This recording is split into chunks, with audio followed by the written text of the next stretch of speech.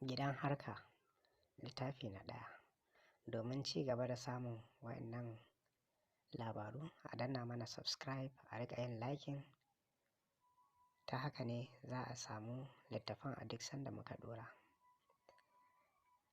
Fa'iza yarinya ce kyakkyawa irin dogayen matan nan, ga ɗan ƙaramin bakinta da siririn wuya, ƙirjinta kuwa idan ka kalla Allah ya albarkace ta da dukiyar Fulani, wato mama.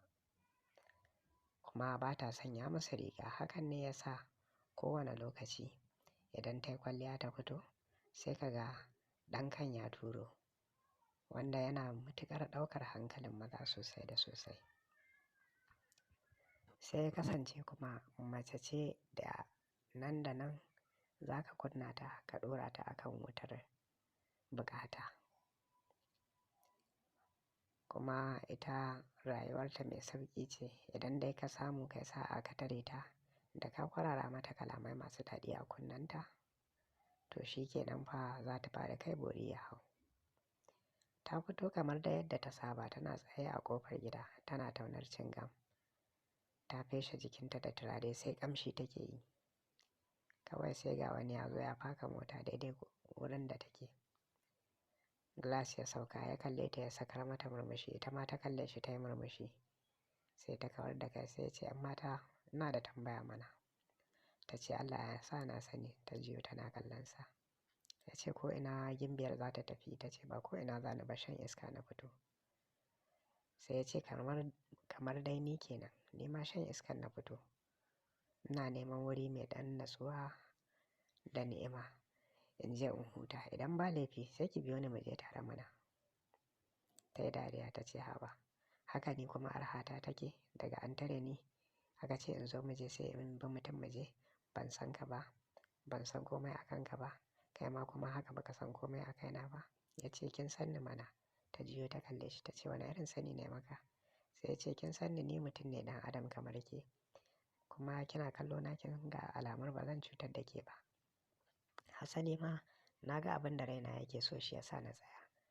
A matsayinki na zuƙeƙiyar budurwa ko bai kamata a ce irin wannan tsayuwar da samari za su yi sai ƙulla alaƙa da ke ya zama sabon abu a wurinki." Ta yi dariya ta ce, "Eh, na fahimta, na ji, amma dai ka bari sai wani lokaci bayan ka gabatar min da kanka ka tafi. Wani lokaci na yi tunani ƙila in ka zo na amince." Ya ce, "A'a, ni ba na ɗaukar a'a a matsayin amsa ta ƙarshe. Ya kamata dai in sanar da ke." Ya ce, "Sunana Nura. Ni matashi ne ɗan gidan zuciyata." Ta juyo ta kalle shi ta ce, "Ban gane ɗan gidan zuciyarka ba." Ya ce, "Eh, zuciyata ita ce mai gidana. Duk abin da ta raya min in dai tana so, to ni kuma na amince mata kamar da yadda ta raya min yanzu na tsaya a wurinki." Ya ce, "Ko za ki gabatar min da kanki?" Ta ce, "Eh, sunana Fa'iza. Fa'iza 'yar lele." Ya kalle ta ya ce, "To, idan ba za ki damu ba Fa'iza 'yar lele, yanzu ki taho mu je sai in yi lelenki ko?" Ta ce, "Ai na riga na gaya maka yanzu gabatarwa za mu yi wa juna, za mu yi ma junanmu gabatarwa sai ka tafi sai ka sake dawowa kuma. Idan zuciyata ta ji ta amince da kai sai in bi ka mu fita."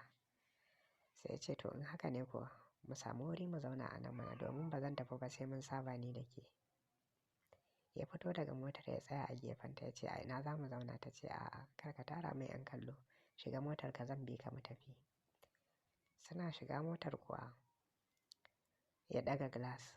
Ya fara tafiya kenan a kan titi sai ya ɗora hannunsa ɗaya a kan hannunta.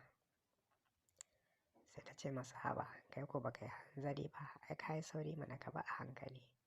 Sai ya ce, "Meye kuma na bi a hankali? Bayan na gaya miki ni bawan zuciyata ne kuma ba na ba ta kunya." Sai ya ɗora hannunsa a kan gwiwar ƙafarta. Sai ta ce masa, "Nan kuma matsala za ka samu, saboda yanzun nan za ka sa aljannuna su tashi." Sai ya ce, "Wasu irin aljannu?" Ta ce, "Idan har haka kake so, faka a gefe in maka bayani." Ya ko faka ba tare da ya ɗauke hannunsa ba. Suna tsayawa a daidai gefen titi inda ba mutane haka. Ya kashe motar ya juyo ya matso da fuskarsa gab da nata. Ai ko kafin ta ankara sai ta ji tsut